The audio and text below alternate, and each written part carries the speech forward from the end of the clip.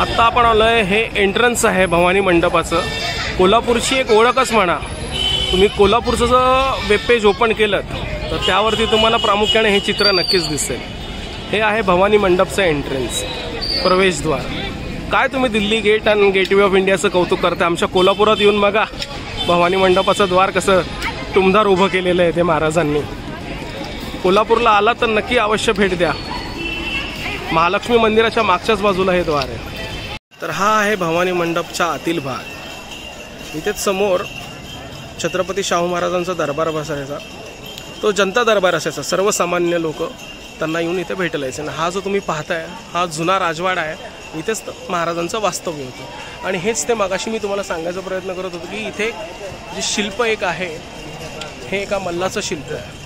इथे कुस्त्या भरल्या जायच्या. हा मागील भाग आहे भवानी मंडपाचा. ही इतकी देखणी वास्तू या कोल्हापुरामध्ये. देखणीबरोबर रांगडी सुद्धा आहे. जशी कोल्हापूरची लोक आहेत तशीच ही रांगडी वास्तू. तुम्ही आलात नक्की भेट द्या. इकडे तुम्ही पाहताय मागच्या बाजूला महालक्ष्मीचा कळस दिसतोय. एक्झॅक्ट महालक्ष्मी मंदिराच्या मागे ही जागा आहे. तर एकदा नक्की भेट द्या इकडे. नमस्कार मित्रांनो, तो आज आपला कोल्हापूर हेरिटेज राईड्स या ठिकाणी आता आपण आलो आहे भवानी मंडपमध्ये. कोल्हापूरची ही एक स्पेशल ओळख आहे. मागे पाहता तुम्ही तो भवानी मंडपचा एंट्रन्स आणि आत्ता आपण जिथे थांबलो ते साक्षात भवानी मंडप आहे. इथेच छत्रपती शाहू महाराज त्यांचा एक लोकांसाठी दरबार भरला जायचा. सर्वसामान्यांना महाराजांपर्यंत पोहोचता येत नव्हतं म्हणून महाराज स्वतः इथे येऊन लोकांची हितगुज करत होते. त्यांचे प्रश्न काही असतील ते मार्गी लावत होते. तसं हे ऐतिहासिक महत्त्व इकडे. आतमध्ये तुम्ही इथे पाहाल तर हे भवानी मातेचं मंदिर आहे. आतमध्ये एक छानसं शाहू महाराजांचं एक पुतळा आहे. मला वाटतं लाकडी पुतळा आहे तो. आणि त्याच्याच शेजारी एक गौरेडा आहे. अशी लक्षात त्यांनी मारलं होतं असं मला इथून कळालं आहे काही स्थानिकांकडनं. तर चला आतमध्ये जाऊन पाहूया आपण.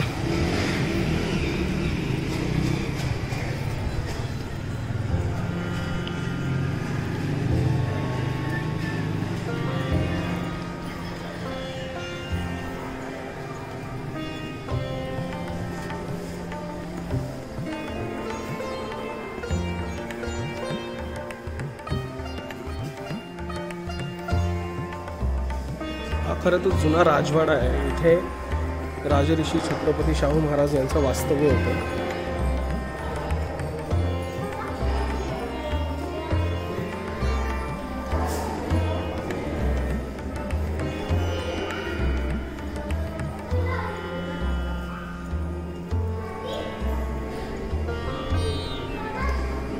छत्रपती शिवाजी महाराजांची गादी. हा वाघ दिसतोय. हे बऱ्याचशा शिकारी ह्या स्वतः स्वयं छत्रपती शाहू महाराजांनी केलेले. त्यातलाच एक वाघ आहे तो इथे ठेवलेला आहे. इकडे दुसरं आहे आणि अजून काही जनावर आहे. ही भवानी मातेची गादी आहे.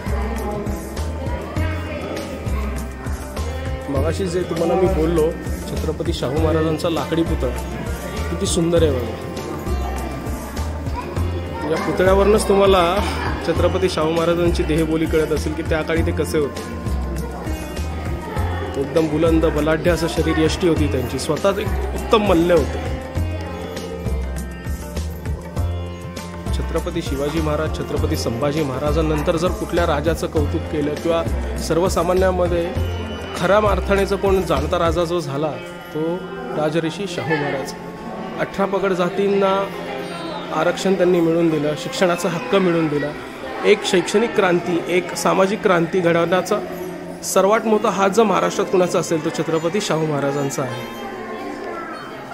त्यांची कीर्ती, त्यांचं कार्य हे उल्लेखनीय आहे. तुम्ही आवर्जून जयसिंगराव पवारांचं छत्रपती शाहू महाराजांचं जे पुस्तक आहे राजऋषी शाहू, हा एक मला वाटतं 5 का 6 खंडांमध्ये जो ग्रंथ आहे तो वाचा. म्हणजे तुम्हाला शाहू महाराज काय ते नक्की कळतील. जयसिंगराव पवारांनी अगदी उत्तमरित्या त्यांचं वर्णन केलेलं आहे.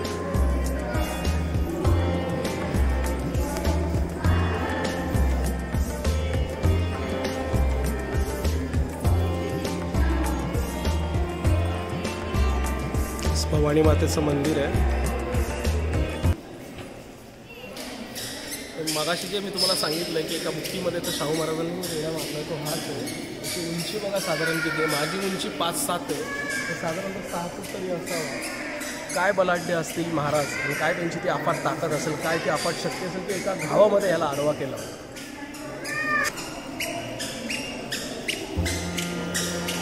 किती सुंदर वाडा आहे बघा. कोल्हापुरात आला तर खरंच इथं भेट देणं गरजेचं आहे. इथे आल्यानंतर तुम्हाला याची ऐतिहासिक पार्श्वभूमी तुम्हाला कळेल.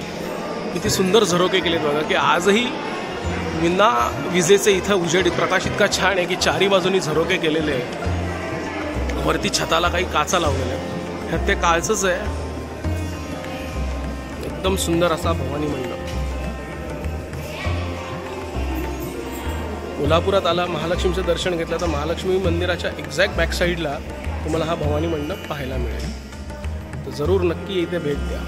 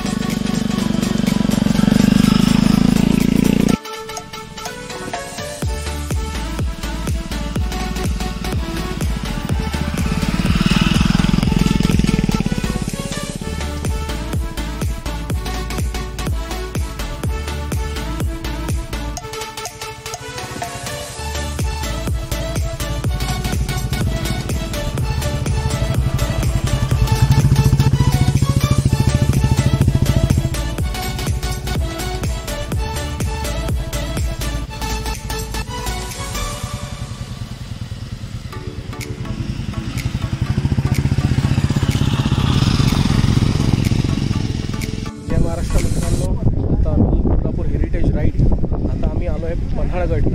मागे तुम्ही जे शिल्प पाहताय ते आहे शिवाकाशीचं. शिवाकाशीत आठवत आहे ना, होय तोच शिवाकाशीत महाराजांचं वेषांतर करून पन्हाळ्याला जेव्हा वेढा पडला होता तेव्हा सिद्धी जोहरच्या पोटात होता. त्याच शिवाकाशीच्या स्मरणार्थ इथे त्यांचं शिल्प उभारलं आहे. आज तो शिवा होता म्हणून स्वराज्य पुढे वाढीस गेली, कारण त्यांनी स्वतःच्या प्राणाची आहुती देऊन छत्रपती शिवरायांना वाचवलं होतं. तर चला आता आपण पुढे जाऊया. काही स्पॉट्स अजून पुढे पाहायचे ते आपण.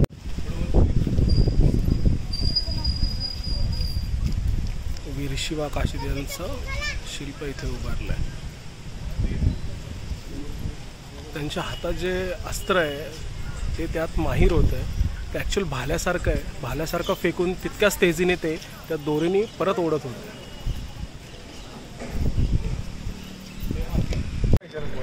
तर आता आपण आलो आहोत वीर बाजीप्रभू यांच्या पुतळ्याजवळ.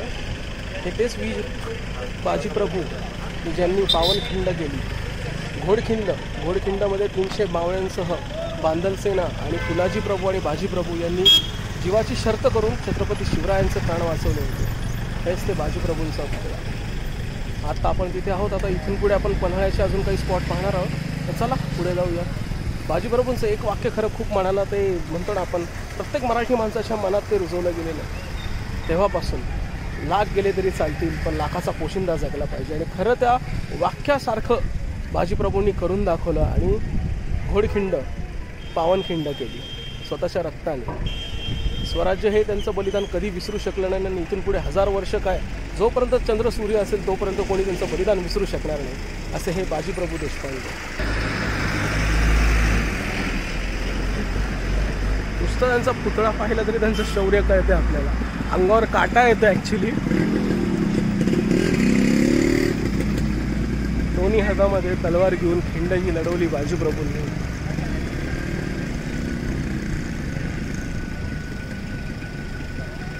खूप अवघड काळ होता तो. खूप मुश्किल काळ होता. अनेक महिने सिद्धी जोहरचा वेढा पडला होता पन्हाळा किल्ल्याभोवती. तो फोडायचा कसा हा प्रश्न होता. एकीकडे शिवाकाशीद आणि दुसरीकडे बाजीप्रभू, हे दोन मोती गळाले स्वराज्याचे. पण छत्रपती शिवराय सुखरूप होते. बाजीप्रभूंनी तोपर्यंत प्राण नाही सोडला जोपर्यंत तोफेच्या आवाज त्यांना आला नाही, जोपर्यंत तोफेची बत्ती झाली नाही तोपर्यंत ते खिंड लढवत राहिले. काय म्हणावं त्या निष्ठेला, त्या पराक्रमाला उपमाच नाही आहे कुठली गोष्ट. काय वर्णन करू शकाल तुम्ही या गोष्टीचं?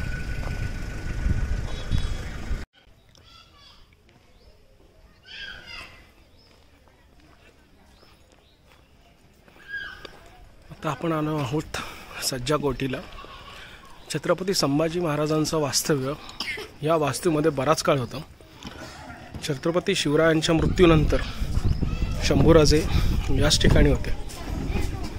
ॲक्च्युली त्यांना माहितीही नव्हतं की त्यांचा मृत्यू झाला आहे. काही कारस्थानी मंडळींमुळे ही बातमी लपवण्यात आली शंभूराजांपासून. का लपवली तर शंभूराजे स्वराज्याचे दुसरे छत्रपती होऊ नयेत म्हणून.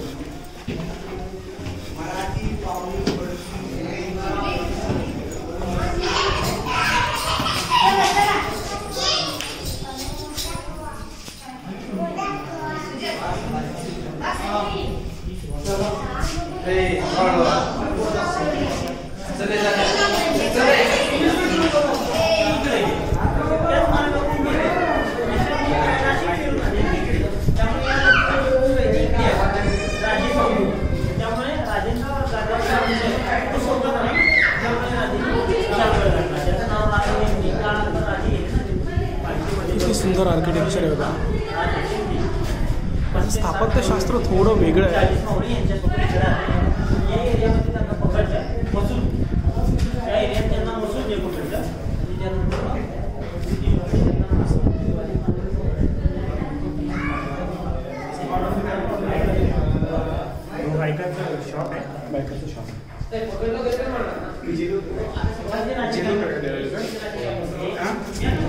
ही कोठी आहे. कैदी वगैरे यांना इथे डांबून ठेवत होते.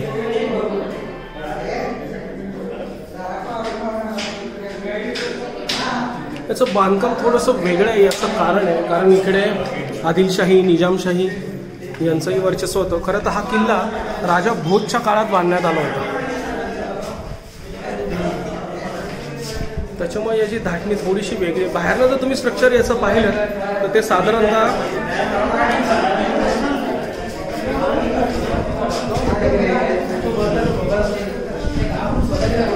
या गोष्टी खरं खूप चुकीच्या आहेत. हे इथं येऊन अशी नावं लिहिणं, हा वारसा जपला पाहिजे. अशा वास्तू खूप जपल्या पाहिजे. असं त्याचे नासधूस करणं, त्याचं विद्रुपीकरण करणं खूप चुकीचं आहे.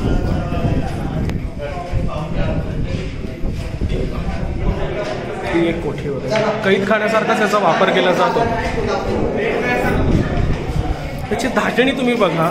त्याचे आर्च हे आदिलशाही धाटणीचे जास्त वाटतं. कारण आदिलशाही बांधकामचं तुम्ही पाहिलं विजापूरचं, सगळीकडे हे अशाच प्रकारचे आर्च आहे.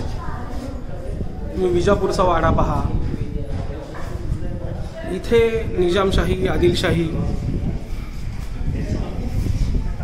यांची राजवट असल्यामुळे बहामणी, त्याच्यामुळे थोडं स्ट्रक्चर वेगळं. पण बाहेरून जर याचं पाहिलं तुम्ही एकंदरीत ठेवणी शिवनेरीचं जिथे शिवरायांचं जन्मस्थान आहे त्याच प्रकारे दिसून येतं. बाहेरनं पूर्ण दगडी बांधकाम आहे.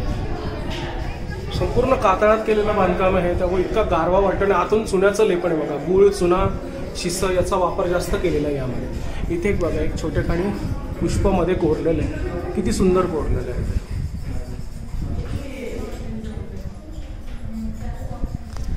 आज रविवार असल्या कारणाने अनेक पर्यटक इथे आलेले तुम्हाला दिसतात.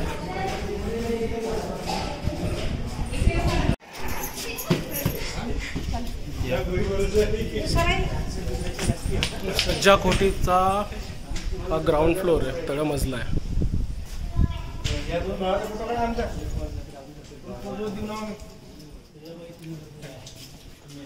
आमचे रोहन सर आणि हे आमचे कृष्ण आणि खुद्द दस्तूर खुद्द बलराम व्हिडिओ काढताना. हे आमचे कृष्णकांत सर, आमचे अंकित दादा. किती सुंदर आहे बघा बांधकाम याचं. अगदी पुरातन वास्तू आहे. जसं मी तुम्हाला सांगितलं की राजा भोज त्याच्यानंतर शिलाहार राजे होते इकडे, यादव, नंतर मग आदिलशाही, निजामशाही यांच्या अंमलाखाली हा किल्ला होता. आपण खूप भाग्यवान आहोत की अशा वास्तू आपल्या महाराष्ट्रामध्ये आहेत की जिथे इतके योद्धे, मोठमोठे योद्धे होऊन गेले, मोठमोठे सरदार, मोठमोठे राजे. त्यात भोसले कुळ हे सर्वात कुलवंत म्हणण्यात येईल की त्यांचं पदस्पर्शाने पावन झालेली ही भूमी आहे. आता आपण चाललोय पुसाटीच्या बुरुजाकडे.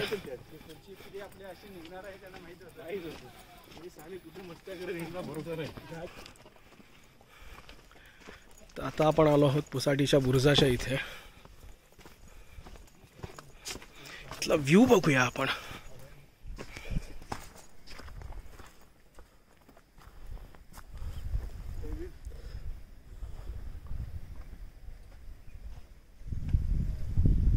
संपूर्ण पन्हाळा हा घनदाट झाडांमध्ये लपलेला आहे. विचार करा त्या काळी हा किल्ला कसा असेल. हे आजूबाजूचं पूर्ण संपूर्ण जंगल जंगल जंगल, सह्याद्री. सुंदर व्ह्यू आहे इथला.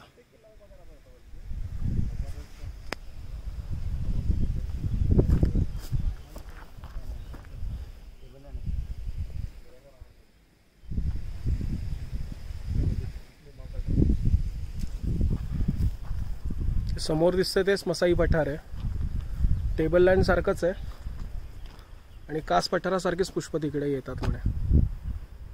नक्कीच आपण पुढच्या व्हिडिओमध्ये तिकडचं सर्व शूटिंग घेऊया. तिकडे एक ब्लॉग बनवूया आपण वेगळा सेपरेट त्यासाठी.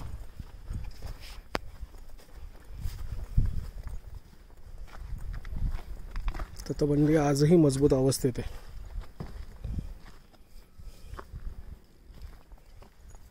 संपूर्ण बुरुजाला हे गोलाकार असं रिंगण आहे. वरती हा पुसाटीचा बुरुज आहे बघा. इकडचा व्ह्यू बघा. याच नागमोडी वळणाने आम्ही वरती आलोय. आपण इथून पण व्ह्यू बघूया.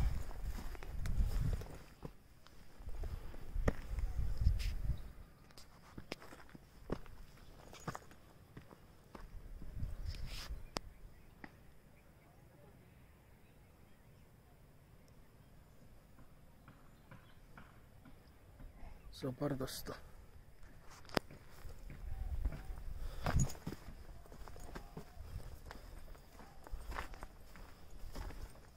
फोर्टिफिकेशन म्हणतात इंग्लिशमध्ये याला, तटबंदीला. अजूनही अभेद्य आहे हा किल्ला. खरंच जिंकणं तसं खूपच मुश्किल होतं, कारण येथे सिद्दी जोहरने तोफेचा गोळा मारायचा प्रयत्न केला पण ते गोळे काही वरपर्यंत येऊ शकले नाहीत. आता आपण थोड्या वेळाने 3 दरवाजाच्या इकडे जाऊ. त्याच्या पलीकडच्या बाजूला तुम्हाला कळेल की तोफेचे गोळे लागले पण आतपर्यंत आले नाही. शेवटी छत्रपती शिवरायांनी तह केला. जेव्हा ते इथून विशाळगडला पोचले, बाजीप्रभूंनी खिंड लढवली, आपल्या प्राणाची आहुती दिली, शिवाकाशीदने शौर्य केलं. त्याच्यानंतर जेव्हा इथलं अन्नधान्य सगळं संपत आलं, हा किल्ला अत्यंत अनेक दिवस, अनेक महिने खरं तर मावळ्यांनी शर्त करून झुंजवला. सिद्दी जोहर सुद्धा वेडावला होता खरं की हा किल्ला जिंकतोय नाही जिंकतोय, बादशाला काय तोंड दाखवू.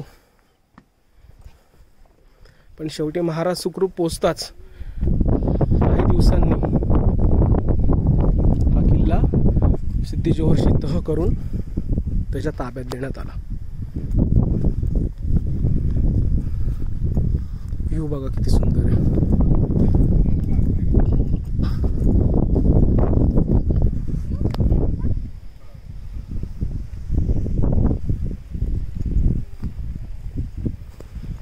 या किल्ल्याची स्वच्छता खूप छान राखली आहे खरं तर. त्यासाठी कोल्हापूरकरांसाठी खरंच मनापासून खूप खूप आभार. इथले प्रशासनही चांगलं काम करते आणि हे आमचे मावळे खाली बसले तिथे.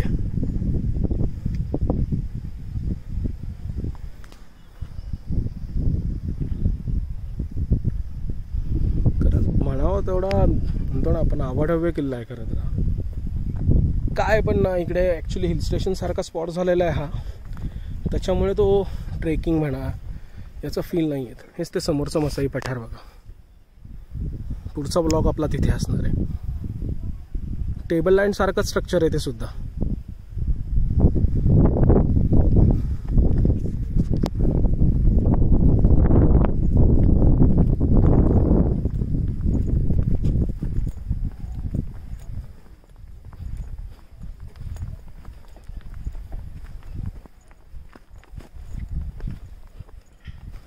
इकडे आसन केल्याचं दिसतंय तुम्हाला.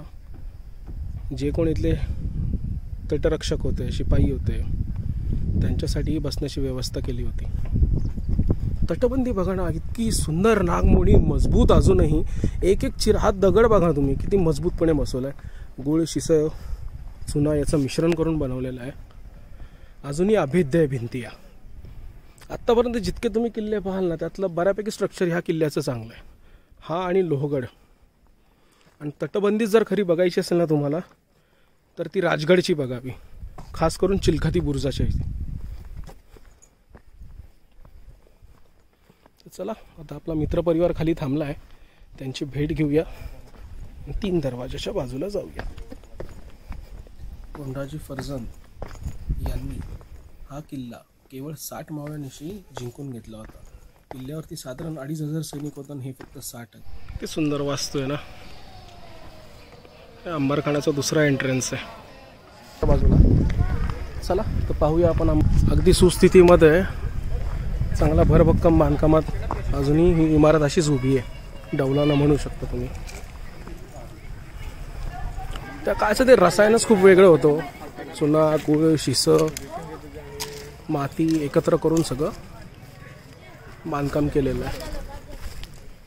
हे आमचे वॉरियर्स स्नॅक्सचा आनंद घेताना. हे छोटे मावळे आहेत.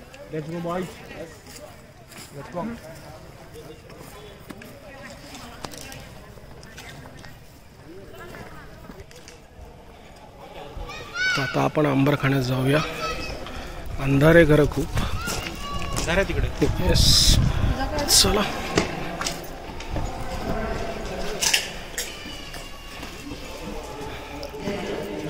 दगड्या इकडे, त्याच्यावर पाय देऊन या. किती सुरेख वास्तू आहे बघा. इथे हे अंबरखाना आहे. हत्ती वगैरे बांधून ठेवत होते, त्यांना प्रशिक्षण इथं देत होते. किती उंच आहे बघा. प्रत्येकाला एक झरोका आहे व्हेंटिलेशनसाठी, त्या काळी विचार केलेला आहे. एवढी मोठी वास्तू असून सुद्धा असं कोंदट वातावरण नाही आहे, कारण प्रत्येक याला बघा तुम्ही एक एक झरोका केलं की जिथून उजेड आणि हवा यायला जागा आहे. इथे हत्ती बांधून ठेवण्यात येत होते. त्यांचं प्रशिक्षण, त्यांचा दानागोटा जे काय होतं ते सगळं इथे होतं. किती सुंदर वास्तू. मी मगाशी तुम्हाला म्हणालो ना, खूप क्वचित किल्ले असे उरलेत या महाराष्ट्रामध्ये की जे अजून भरभक्कम ज्याचे बांधकाम सुस्थितीत आहे. त्यातील एक हा पन्हाळा किल्ला आहे. कोल्हापूरला आलात तर नक्कीच भेट द्या. मी पैजवारी सांगू शकतो, तुम्ही इथं येऊन खूप सुख अनुभवाल. सुंदर अशी वास्तू. आर्च किती एकसारखे केलेत बघा.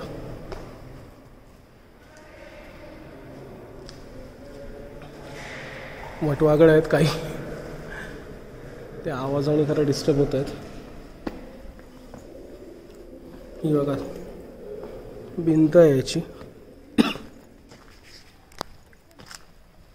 हे धान्य कोठार आहे. आपण जाऊया थोड्या वेळात तिथे.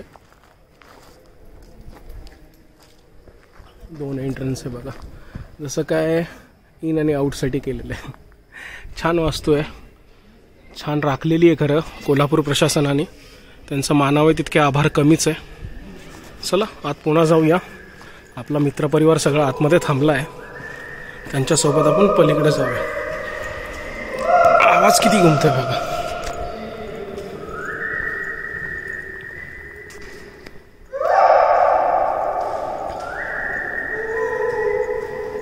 काही किल्ल्यांमध्ये फक्त नावाला दिशादर्शक बोर्ड असतो, अंबरखाना अंबरखाना. अंबरखाना काय तो पाहायचं तर फक्त पन्हाळाच गाठा तुम्ही. आमचा मित्र परिवार.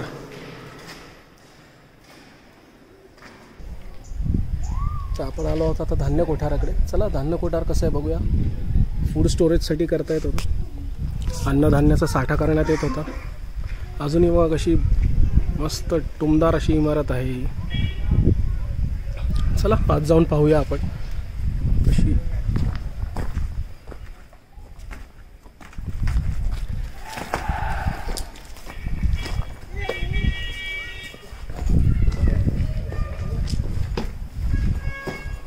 एंट्रन्स आहे बघा केवढा.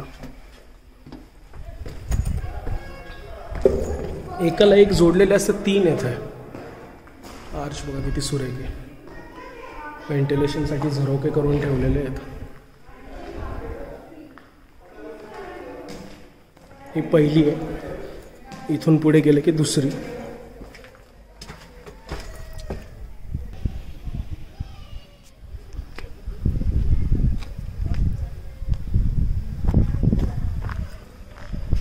किती मोठी आहे बघा, त्या टोकापासून ह्या टोकापर्यंत. किती दूरदृष्टी असेल महाराजांची. अनेक महिने वर्षभराचा अन्नधान्य साठा व्हावा यासाठी खरं हे इमारत बांधून ठेवलेली आहे.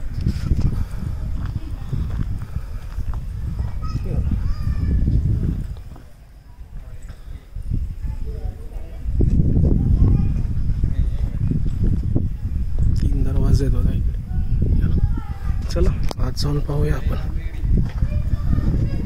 एंट्रन्स बघा कसा आहे. खोबणे केलेले आहेत तिथे दिवे वगैरे लावण्यासाठी. किती खोल आहे बघा. चला पुढच्या एंट्रन्स मधून आपण बघूया कसं दिसतंय.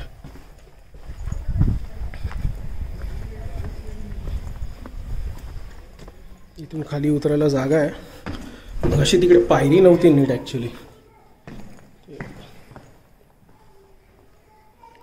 व्हेंटिलेशनसाठी झरोके करून ठेवलेले आहेत.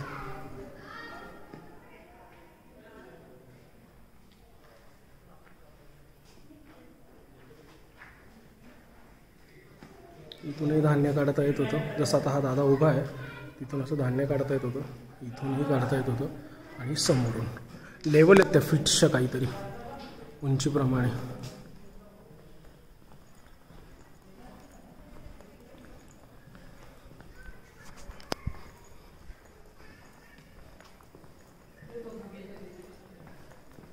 किती मोठे साधारणतः आहे ना. हे माझ्या अंदाजे 300 मीटर तरी असावा. अंदाजे 250 ते 300 मीटरचा आहे. किती छान वास्तू आहे. कोल्हापूरला आला तर नक्की पन्हाळा विजिट करा तुम्ही.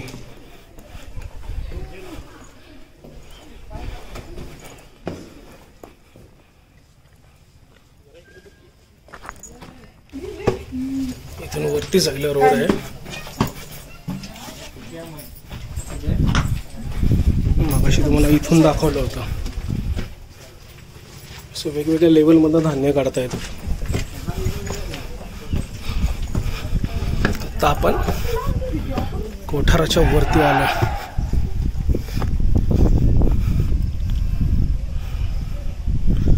ट्रेनिंग कॅम्प आहे इथे. आवाज येत असेल तुम्हाला.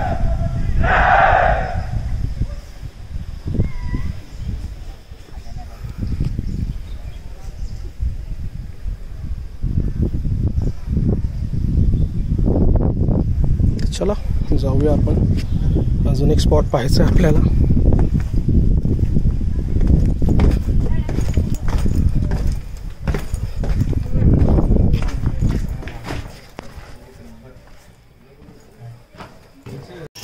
आणखी एक छोटासा स्पॉट इथे आम्हाला दिसला. व्ह्यू बघा इथून किती सुंदर आहे.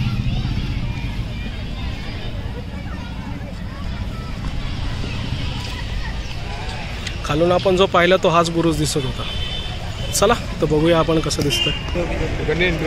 ज्या वास्तूच्या फुटेजसाठी खरं आम्ही आतुरतेने वाट पाहत होतो ती शेवटी आम्हाला पाहायला मिळाली. ही एक विहीर आहे बघा. वरतून असं पाहिलं तर असं वाटतं की महाल आहे, पण प्रत्यक्षात मात्र ही 3 मजली विहीर आहे. हा सगळ्यात टॉप फ्लोअर आहे, हा मध्ये आहे. आणि तो जाळीचा जो दरवाजा दिसतो ना तुम्हाला, तिथून आतमध्ये घरा मुख्य विहीर आहे. या बाजूला एक एंट्रन्स आहे आणि त्या बाजूने एक एंट्रन्स आहे. तर चला पाहूया आपण.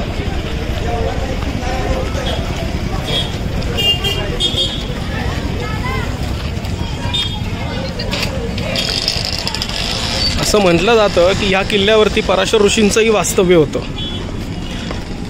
इथे जवळच त्यांची गुहा आहे. खड्या पायऱ्या आहेत खरं तर.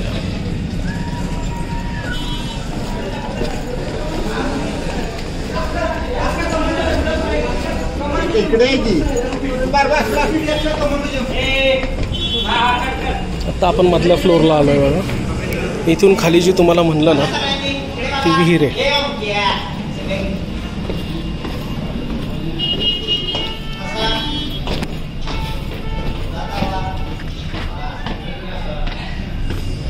पाणी दिसतंय तुम्हाला इथे. खरं तर आतमध्ये अष्टकोनी विहीर आहे आणि वरती त्याच्या हा महाल आहे. याला पाहून खरं आहे ना ती 12 मोटाची विहीर आठवली आत्ता.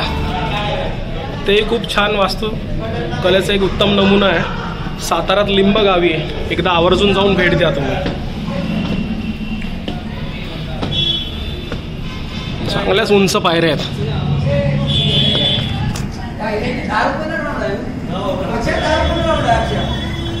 पर्यटक फोटो आणि याचा आनंद घेताना.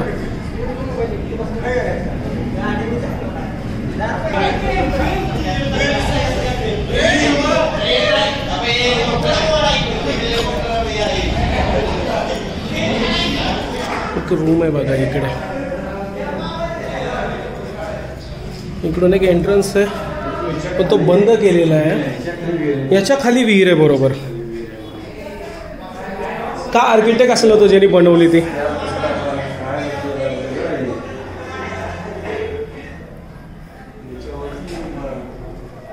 पटकन एखादा गेला तर डायरेक्ट खाली पडेल, त्याला समजणार नाही इकडे पुढं काय आहे.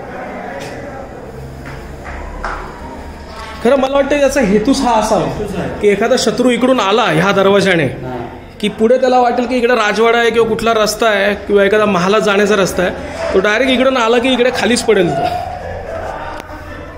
हे बघा, खूप सावधतेने आम्हाला पण इकडून वावरावं लागतंय, कारण थोडा जरी तोल गेला तरी कामच झालं. मग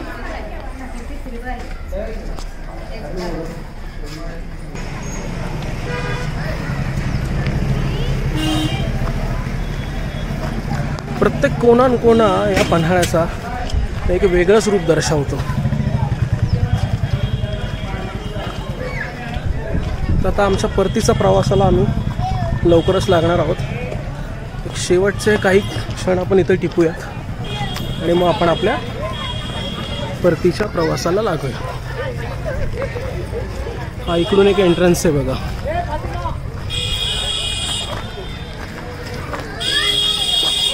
एक खांब केलाय. चला आत जाऊन पाहूया आपण.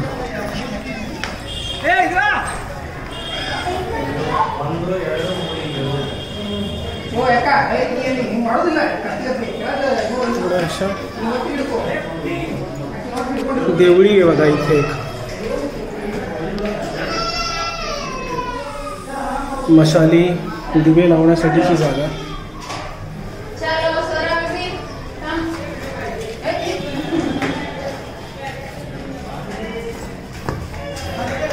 त्या मगाशच्या पायऱ्या जिथून आपण खाली आलो.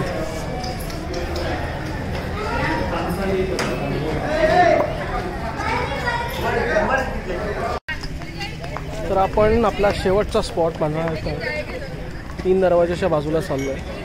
तर चला बघूया आपण 3 दरवाजाची सफर.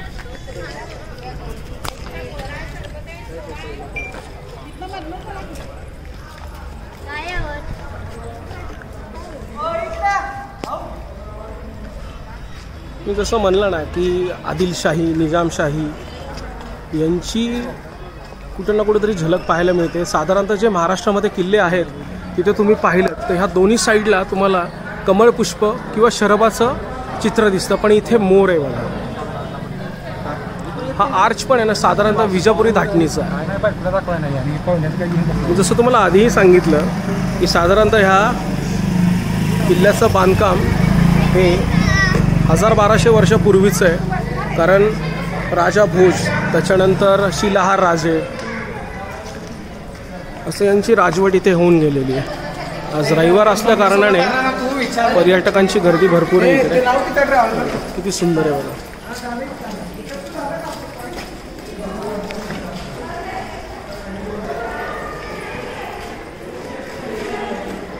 इकडे शिपायांना बसण्यासाठी जागा होती. राखणदार जे होते ते सर्व इकडे होते. तुम्ही भालजी पेंढारकरांचे जर छत्रपती शिवाजी महाराजांचे चित्रपट पाहिले असतील ब्लॅक अँड व्हाईट पिक्चरला, तिथे सूर्यकांत आणि चंद्रकांत यांनी शिवरायांची भूमिका केलेली आहे. तुम्हाला हे सगळं आर्किटेक्चर तिथं सगळं दिसेल बघा. सगळ्याचं व्हिडिओ शूटिंग प्रत्येक सीन अँड सीन आहे ना ह्या पन्हाळ्यावरती शूटिंग झालेलं आहे. कमाड बघा किती सुंदर आहे. बघा ह्या बाजूला तुम्ही मधोमध पाहिलं तर इकडे गणपती दिसतोय, शेजारी शरब आहेत बघा दोन, आणि त्याच्या पायाखाली हत्ती आहे. इकडे कमळ आहे, ही उंबरपट्टी बघा किती सुबक आहे. आणि ह्या दोन बाजूला दोन कमळ आहेत बघा, आणि इकडे कलश आहेत त्याच्या शेजारी.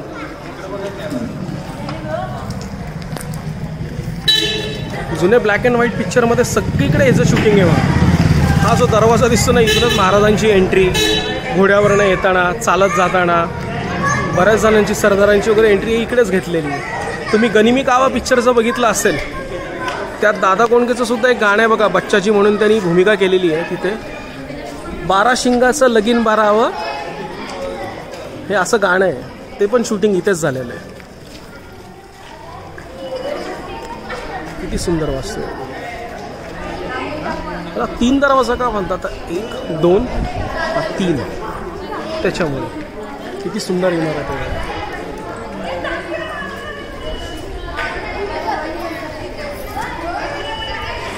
चला आता इकडची बाजू पाहूया आपण. याच दरवाज्यातनं छत्रपती शिवाजी महाराजांचं येणं जाणं हे भालजीबाबांनी दाखवलं होतं. भालजी पेंढारकर म्हणजे त्या काळचे खरंच खूप मोठे डायरेक्टर होते. त्यांच्यामुळे खरं छत्रपती शिवरायांचा इतिहास हा सर्वसामान्यांच्या घराघरामध्ये गेला. त्यांनी अनेक सुंदर चित्रपट बनवले, त्यातलं जवळपास 90% शूटिंग हे इथेच घेतलेलं आहे त्यांनी. कमाल किती छान आहे. सगळी कातळात केलेलं बांधकाम आहे. अजूनही याची मजबूती किती आहे. बुरुज दिसतोय इकडे.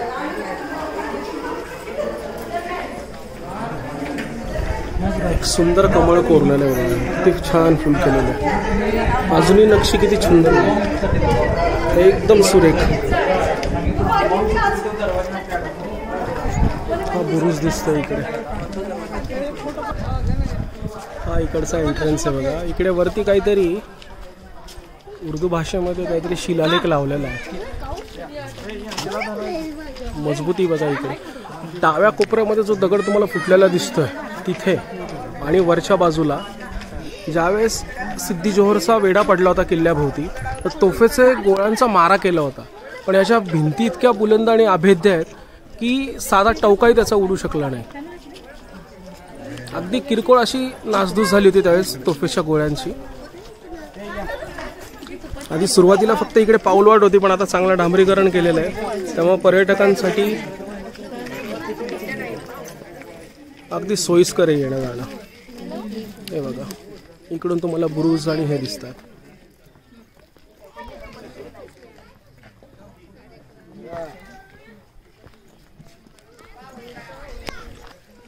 जबरदस्त बांधकाम. अजूनही विचार करा ना, हजारो वर्षापूर्वीचं बांधकाम झालेलं आहे या किल्ल्याचं. साधारणतः आत्ता मध्यंतरी डागडुजी थोडीफार केली असेल काय ती, पण अजूनही बुलंद किल्ला तसाच आहे. अजूनही बेलाद, बुलंद, मजबूत.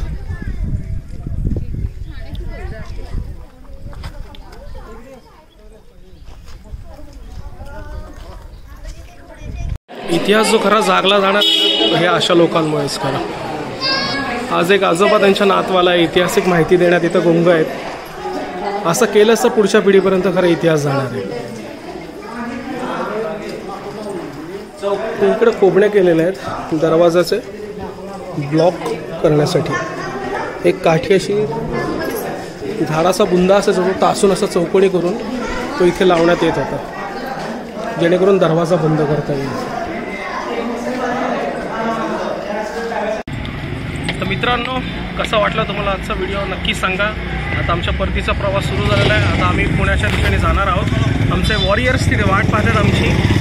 माझं चॅनल भटकंती प्लीज लाईक करा, सबस्क्राईब करा, शेअर करा आणि नाही आवडला तरी कमेंट करून सांगा की तुम्हाला कसा व्हिडिओ वाटला. जय महाराष्ट्र.